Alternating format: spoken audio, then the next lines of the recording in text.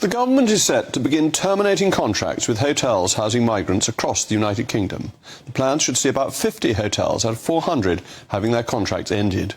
This regime currently costs you about £3 billion per annum as 175,000 migrants await their asylum applications to be processed. The policy originates from the Asylum Act of 1999, another legacy of the Blair years. It requires the government to house asylum seekers.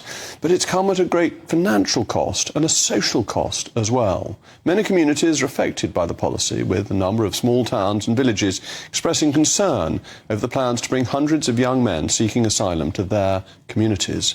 But all this just goes to show that the Rwanda plan must work if we are to solve our migration problems, particularly our illegal migration problem. And making the Rwanda plan work means leaving the European Court of Human Rights or facing years of delay. And this isn't a problem unique to the United Kingdom. France is set to implement its toughest crackdown on foreign criminals in 30 years.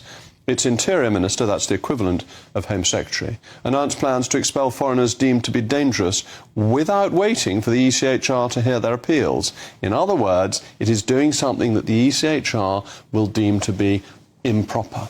The ECHR court, could impose a fine on the French, but they will still refuse re-entry to the criminals. And this is part of broader plans from the French government to deport rejected asylum seekers. And it ties in with some of the gripes we have about the ECHR, which isn't, as some would have it, just an extension of Brexit. It's because there are other problems with the ECHR too. And the main difficulty for us and other countries within Europe arises from the court's method of judicial interpretation known as the living instrument doctrine, which allows the court to expand beyond what it was agreed that it should do when it was set up. It permits the court to invent rights that weren't in the original convention but are in the, quote, spirit of the convention.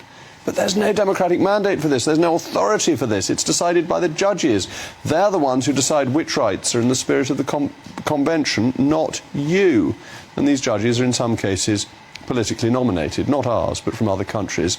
And as a very distinguished former Supreme Court judge, Lord Sumption, has pointed out, there is nothing in the ECHR that we cannot enact by ordinary domestic legislation.